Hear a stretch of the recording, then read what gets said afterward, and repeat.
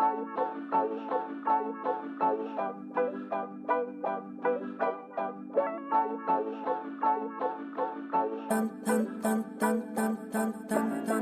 you believe art can change the world? So do I. On this show, we meet artists whose work is doing just that. Welcome to Art Heals All Wounds. I'm your host, Pam Uzel.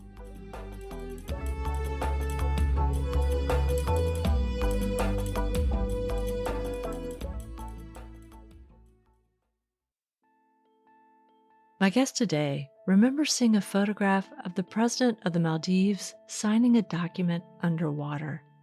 She says that this was her climate alarm bell.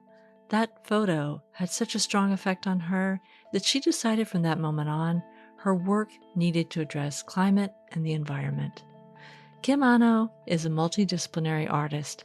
She created a film practice, and much of her work centers on rising waters. Kim is currently working on a film about Indonesia's plan to move its capital from Jakarta on the island of Java to Nusantara on the island of Borneo. There are over 11 million people in Jakarta. It's like the population of New York City and Los Angeles combined. Jakarta is a city with rich history and culture. It's also the fastest sinking city in the world, due to the amount of groundwater that's been removed. Subsidence in Jakarta has been a problem since the 1970s, but I've read that it may have begun as early as the 18th century due to the clearing of forests by the Dutch. The island of Borneo is a place with incredible biodiversity, hosting many species only found there. There's a significant indigenous population, with multiple languages, customs, and cultures as well, which will soon host a capital city built for many millions. This movement of such a large city is probably one of the most perplexing undertakings that are a result of the industrialized world failing to address its hunger for fossil fuels and plastic. While Kim doesn't have the answers about how to undertake this, she's making a film to bear witness to this attempt to balance the needs of a city and the environment in the face of the impacts created by colonialism and the inability to curb carbon emissions, primarily in countries far away, such as the U.S. What will be the effects on biodiversity and culture?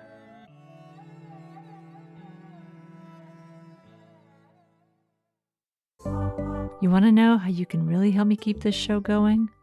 Follow me on your favorite listening app. So easy, right? And if you really want to give the show a boost, leave me a 5-star rating or review.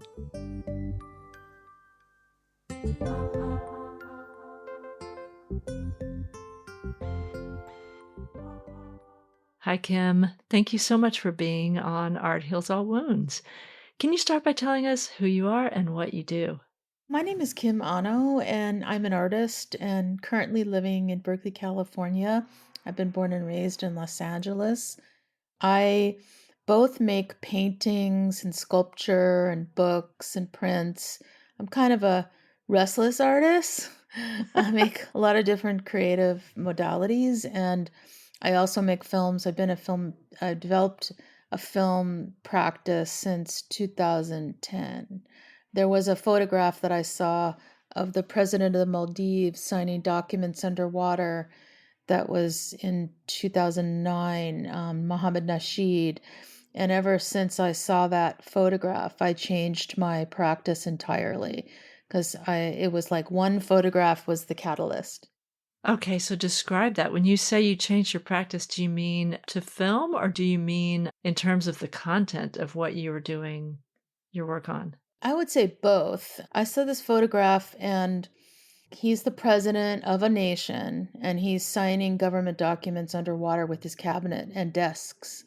And I said to myself, the alarm bell just went off in my mind, thinking time is short. If you're going to do something about climate and impacting audiences that you don't have, you better start now.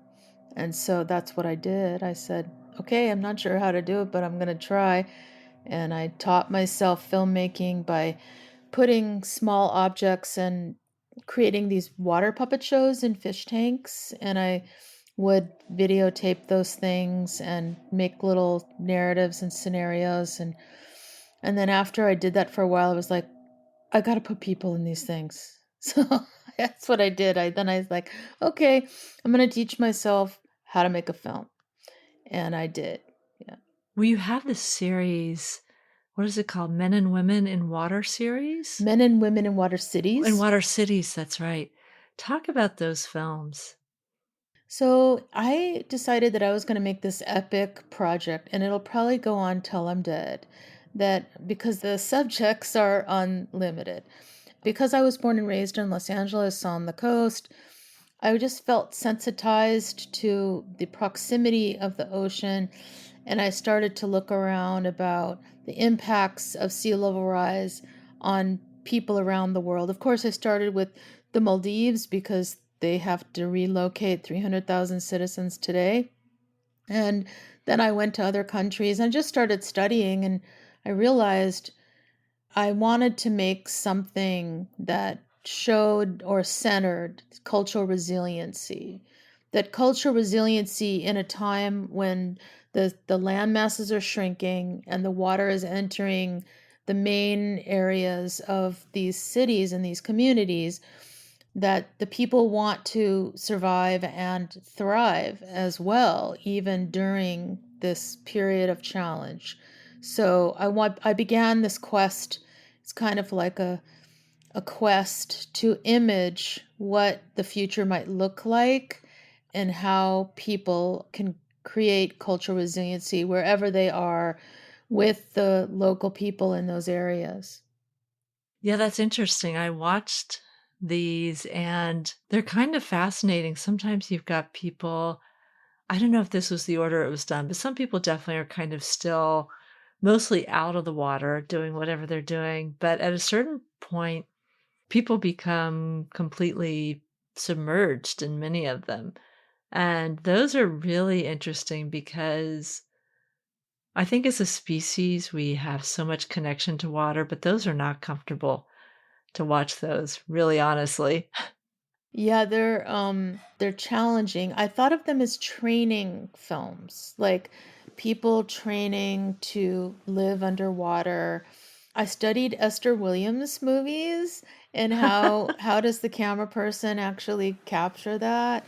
And so I tried some of her techniques, which like these things, these breathing tubes, and then there's the whole problem of buoyancy, like everything either sinks or floats to the top. So the mid space is really challenging, like how to capture the mid space. And I was doing that with the fish tanks. I was like, okay, how do I make these things that kind of hang in mid space? And my dad was still alive and he's a physicist, and we were kind of doing that together, talking about the properties of buoyancy and wave action and all kinds of different things, and to kind of get things to just hang where you can see them in the middle of the tank. And it's true in like a swimming pool or a water body. You're kind of looking to see where you can find that middle image. And it's a scientific thing. You kind of have to rehearse it 1,000 times. Wow.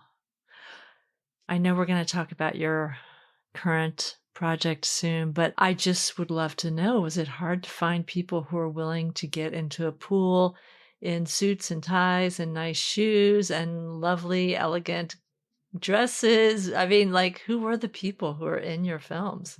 Well, the first film I made, I called on all the people that I've collaborated with in the past, and also some students, some friends. Some of the people are no longer living are in those films, and they were just willing to try it with me, like be experimental and try it. Sports and dance and music are the biggest tools in this toolbox of films. I always have to have those three things in certain ways. And one is because I grew up with my brother and sister are both professional athletes. And so sports was like integrated into our house like a lot.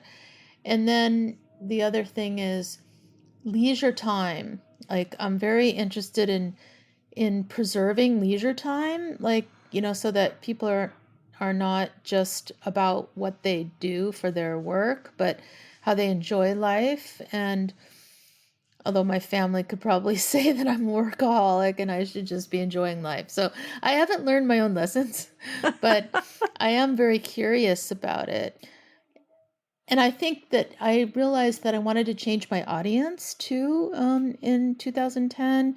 I wanted a younger audience. I was starting to have an older and older audience with more money. And not that an artist isn't tied to the moneyed class, we are. But I that wasn't enough for me. It wasn't enough for me Mm, to make art for the moneyed class. Like I needed to make art for a much broader audience. yeah. And so that's how sports and music and all these things came into it. Right, right. Well, let's do talk about your current project. When you told me about this, boy, my mind really was captured by it. What are you working on now? I'm going to let you introduce it.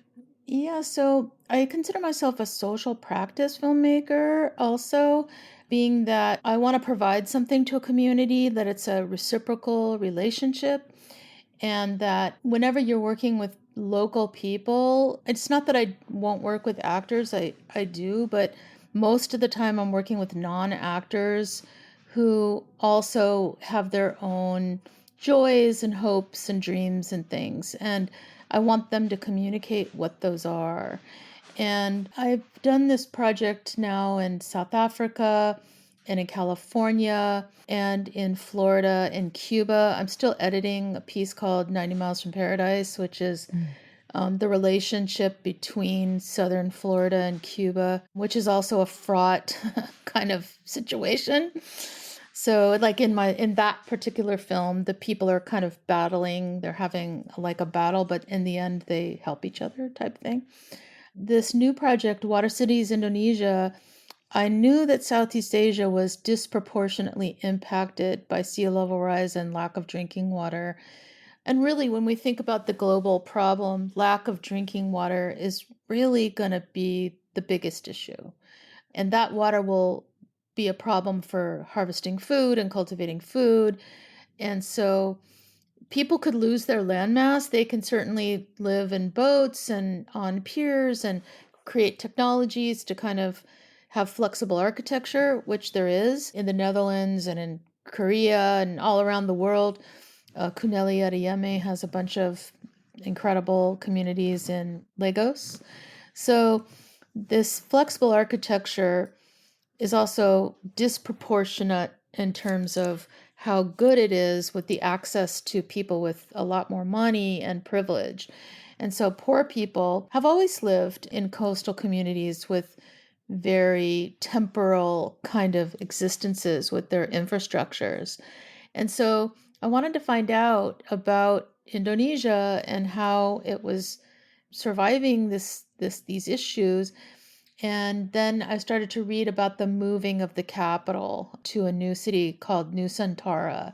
So Jakarta will move its government first to the island of Borneo, which is shared by three countries: Brunei, Malaysia, and Indonesia. And I haven't been able to physically see the city itself because they're keeping that kind of protected. But just the idea of moving one of the world's mega cities is fascinating to me. And there's anxiety about it, there's thrill about it, there's so many complicated feelings.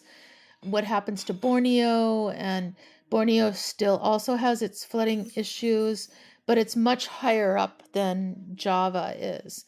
So becomes a more stable location for their capital. And to the Indonesians' history credit, they wanted to move this capital before sea level rise. I'm not exactly sure why that was, but it's not new that they wanted to move the capital. What's new was the pace of the move. And so they talk about 2045 being the time when a lot of people move, millions actually. Well, after you told me about this, I've just been reading about it, and I'm not sure. I did read that this is not the first, that this has actually been for decades that they've wanted to move the capital. And some of the reasons, which I don't know if this is why historically they wanted to move the capital, but some of the reasons were to have a less centralized center of economic prosperity. That right now, Java and Jakarta are the economic centers of Indonesia, and the rest of the islands are essentially not sharing in that. I think that's true. I think commerce is intense in Indonesia and also, other parts of Southeast Asia. There are cities where there's a huge economic engine, and how do you diversify that and move it into other areas is a good question. And I don't know if that is what has influenced the long-standing idea to move the capital, but getting back to your theme of water cities, I've never been to Jakarta. I did read too, it's interesting you brought up freshwater, that water extraction is a huge reason why Jakarta, I think I read, is the fastest sinking city in the world, is groundwater extraction. Right, subsidence, yeah. Yes, and now with coupled with sea level rise is just something that's not sustainable, but I'm wondering what you've seen having been to Jakarta. Jakarta is the traffic. The first thing you notice is like there is so much traffic. So it takes a while to get from one place to the next. And I guess rapid transit is not as developed. They do have trains, and I didn't ride on any, but the central area is all motorcycles and cars. And so you hear the noise of motorcycles all the time because that's the easiest thing that people can get. And so there are motorcycle taxis everywhere. So everyone hops on the back of a motorcycle.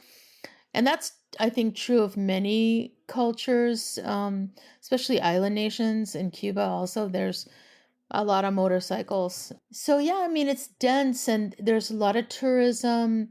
There's hotels and it's smoggy. The air is smoggy.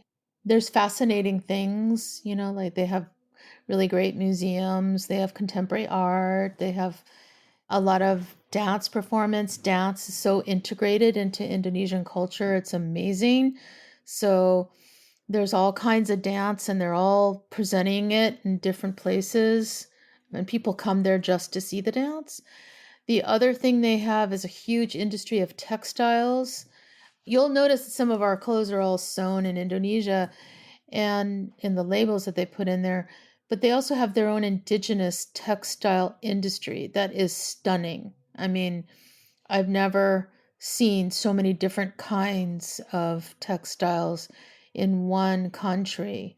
Weavings and tapestries and all kinds of things that are made all over the islands. And there are art historians just in Indonesian textiles, studying those things. So there's a lot of cultural richness about Jakarta, but it's like other cities like Sao Paulo and Mexico City. These are dense, populated cities that have the kind of difficulties about it too, like in terms of getting around in the air. Well, I know just from reading, the concerns of moving this capital are, varied.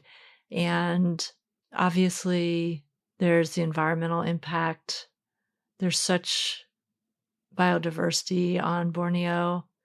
What would be the impact of moving this sort of movement of a large city there? I know that there are indigenous tribes who live on Borneo. There's concerns around that. One thing I do want to ask you about is this idea of, you just talked about the cultural richness of Jakarta. And what does that mean when you're going to attempt to move a city like this? What I don't expect you to have all these answers, but I am just thinking about the cultural impacts. Yeah, that's one of the reasons what I did was bring let's see, I brought some kids from Java, from two schools. One is called a green school because they have a system of green schools, which is interesting, that are environmentally focused. And then one is called Techno Natura, which was a technical school with a lot of engineering things, and they've won a lot of prizes for like robotics and things. So I brought some kids from those schools to East Kalimantan, four schools in East Kalimantan that are more rural schools, more working class schools. And so the idea was to get the Javanese kids to talk to the East Kalimantan kids and kind of integrate themselves and actually have fun together and make a dance, which we did. And East Kalimantan is there on Borneo, near the site where they're going to. Yeah, East Kalimantan is the area where Nusantara is being built out. And these schools near the Borneo Orangutan Foundation are, because the Orangutan Foundation integrates with the schools all the time with education. So they hooked us up with some of the schools that they work with. And we were just kind of looking at the orangutans and their environment and staying there at a lodge with the foundation and having orangutan education. So they do spend quite a bit of time with animal education, and that seems to be very integrated into their plan, is to respect nature. I mean, this is what they're saying. Of course, when you make a new city, there's an impact on the ground.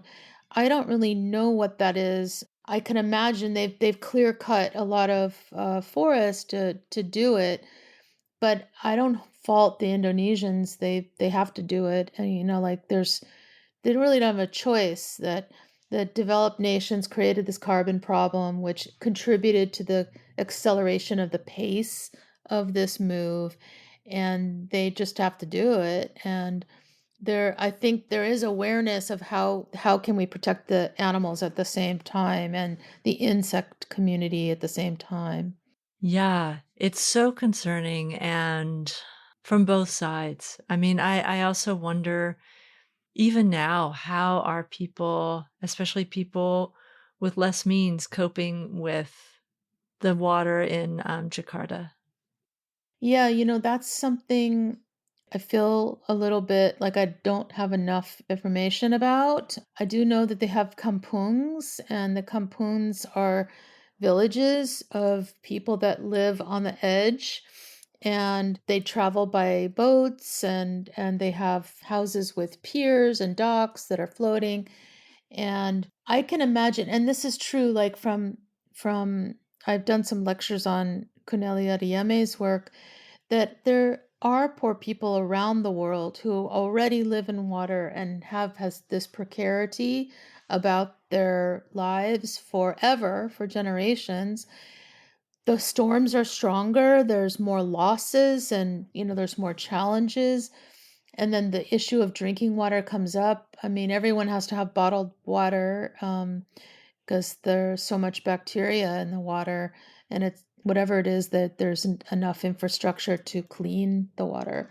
And I think island nations all over the world suffer from that. So I can imagine the impact on poor people is harder, like they don't have resources to weather the changes and the challenges that they're now doing.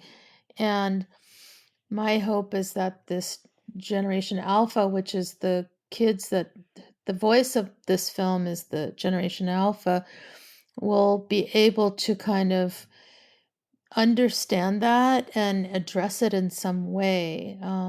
And I'm sure the Indonesian government is already doing that I don't know about. So I'm going to be finding out more about that. But when resources are scarce, in any situation, the people with means are able to weather things a lot better than those without. I'm wondering about the style and the approach of this film. I know that your film, Cuba, is much more like a narrative documentary that's driven by interviews, cut into narrations, and things like that. And your other films are more abstract. How do you envision this film? That's a really good question. I do the thing. in some ways, like other documentary filmmakers, where I set up the situation and I see what happens, and then that situation influences how I want to structure the film. I mean, right now I have a sample of this dance that cuts back and forth between the animals, the orangutans, and the kids learning the dance. So I would say music is going to be really foregrounded. I'm working with Indonesian bands and going to their studios and talking to the composers, etc.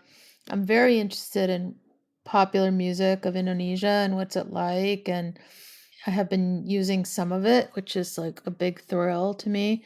So I'm not exactly sure. I know this will be more of an experimental documentary and not a traditional documentary because I'm not really interviewing very many people. I'm kind of doing cinema verite the whole time.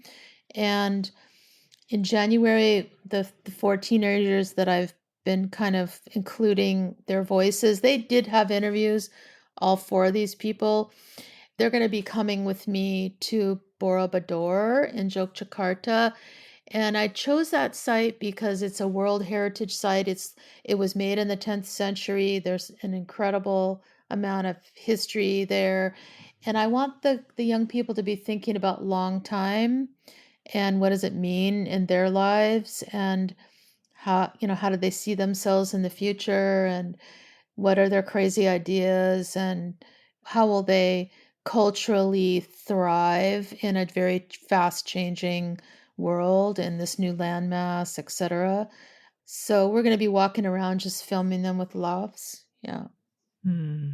One thing that keeps going through my mind is that, of course, there are things happening in Jakarta, which are happening in many places, including the United States, like the over extraction of groundwater, which is Hmm. causing sinking and also lack of a real scarcity of water to drink. Although, here again, it really depends on where you are, how that's happening. Yeah, I mean, in California, we have 1 million people without drinking water in the valley. That's right. And yeah, people's belief that it's an infinite source, which it's like there's nothing on earth that's infinite.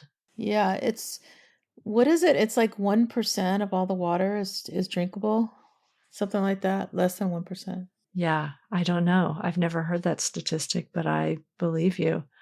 One thing I think about is the way that our lifestyles impact some place that seems so far away, like Indonesia, and even something as tiny as our insatiable appetite for things made with palm oil, how that affects, you know, animal populations. Yeah, I mean, consumers drive industries and countries export.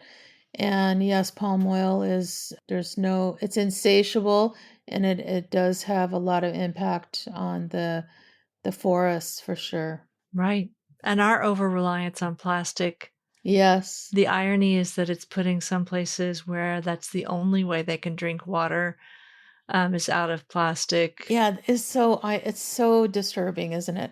It is disturbing, especially when you are from a wealthier country and the cultural one of the biggest cultural norms is to consume Yeah. And the oil companies driving up the hunger for more and more plastic so they can offset their profits into plastic. as opposed to fuel. One of the kids in my film talks about plastic and reduction of plastic. Yeah, I mean, one thing that I think is interesting, and I'm wondering how much of this you're going to focus on, is the impact of places like the United States and Europe, China, India now on these other island nations. Yeah, that's so great you asked that question because I was thinking of getting the young people to talk about that. What would they do? What message do they want to tell the audience about the squandering of carbon and the stealing of their, the kind of air, water, groundwater, those kind of things coming from the developed nations? Like, what would they tell the developed nations? It's not they're at the receiving end of it. Of course, every community has their own contribution, but the scale of the fix has nothing to do with the internal workings of the Indonesian country. It has way more to do with the rest of the developed nations. And so, what would those young people say, and what would they do? Would they take action? Would they think about it? Like, I'm going to be asking them those things as they walk around Borobudur. Mm. Yeah, the other thing I think of is that this is a foreshadowing of the future of the world, developed countries or not. And we know that there are so many inequities, even in a supposedly rich country as the US, which we are rich, but we know that most people in the US are not wealthy. And places like New York, New Orleans, Washington, D.C., that there are some fairly both economically and culturally rich places here that are facing this same problem and have not made the same idea to move, but will probably be making that idea. Yeah, and actually in the US, we've already moved climate refugees from New Orleans, area south of New Orleans. Those islands, those outer islands, those people were moved off and put somewhere, and I don't know where they went actually. It'd be cool to find out where they went. I see what you're saying.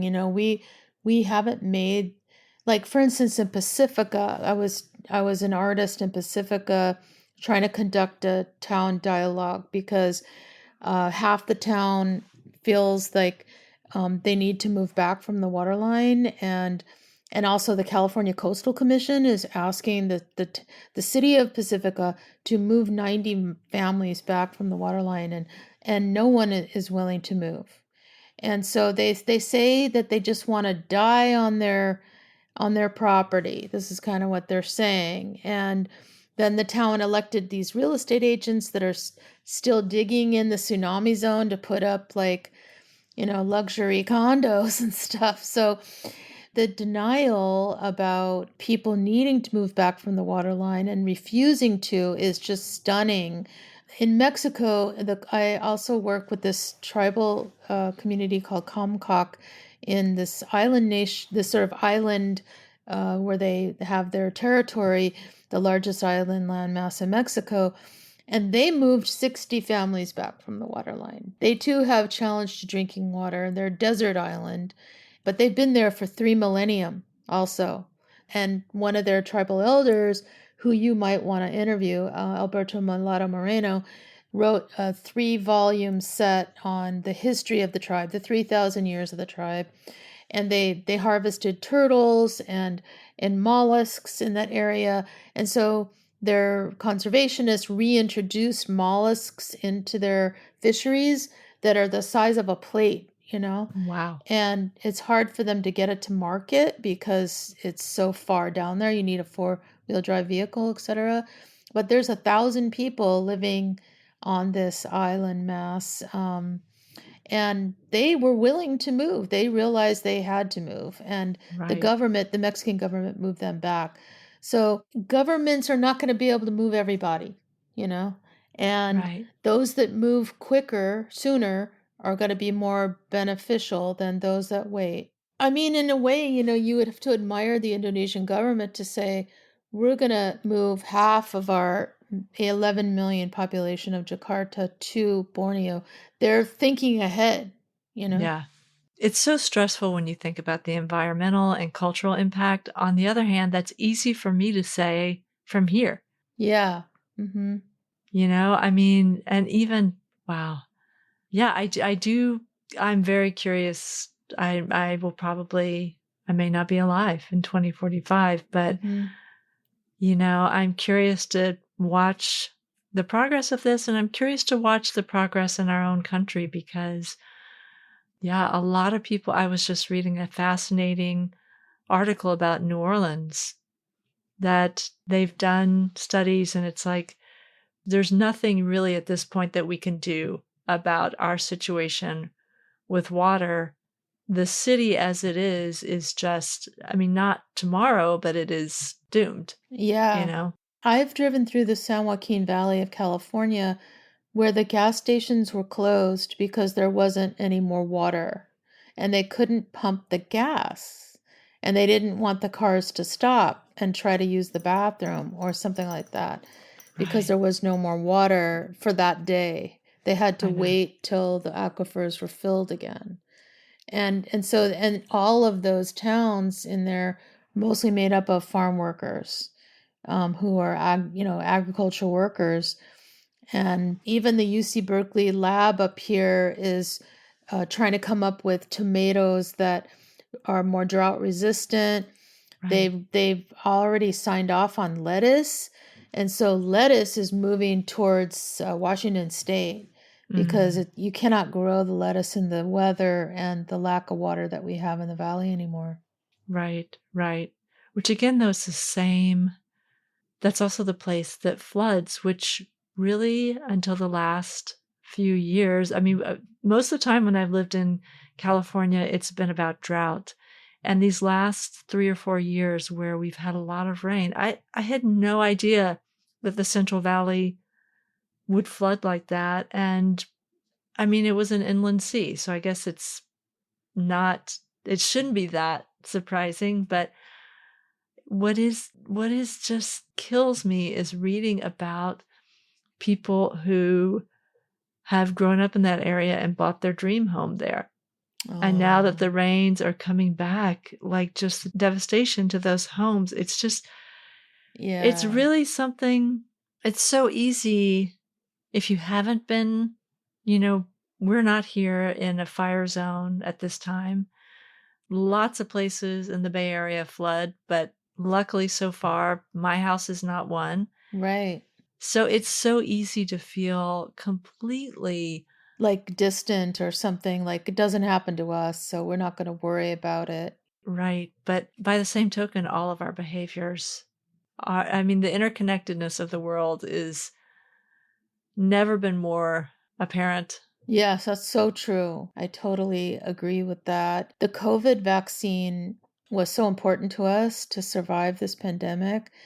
And when you read about what it did to those horseshoe crabs, like devastated the whole horseshoe crab population globally because they used the blood of horseshoe crabs for the vaccines. Yeah. I do remember that now that you're bringing it up. We are interconnected for sure. We're interconnected. Okay, uh, I'm so glad you're making this film. I'm so excited to see its progress. Thank you so much. I look to young people because when I started making the films, I wanted to have some indicting material, some difficult material. Much of the young people did not want to image that. They wanted to image the future and Mm, cultural resiliency and how they're going to survive. Like we played a soccer match in the ocean and created an adaptation of soccer. So adapting to a different world, a changed landmass, inviting the water in, integrating that into your life and being able to thrive and live like that is what they're interested in. They want a future. They don't want the dark picture. So I constantly feel this mission to kind of like image the thing that they want. well, I can't wait to see what you come back with, Kim. Thank you so much, Pam. You're listening to Art Heals All Wounds.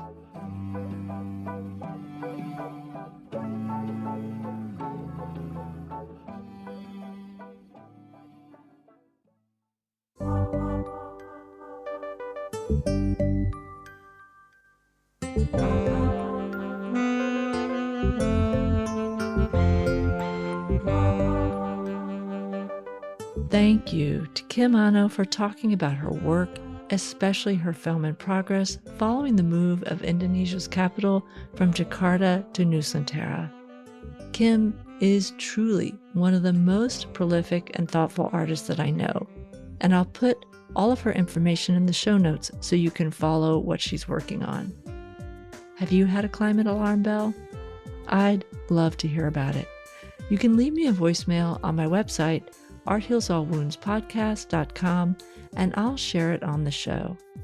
If you feel so inclined and are able to, you can also leave me a donation on my website.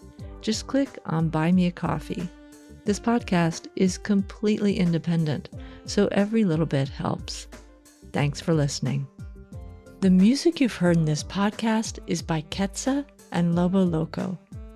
This podcast was edited by Eva Hristova.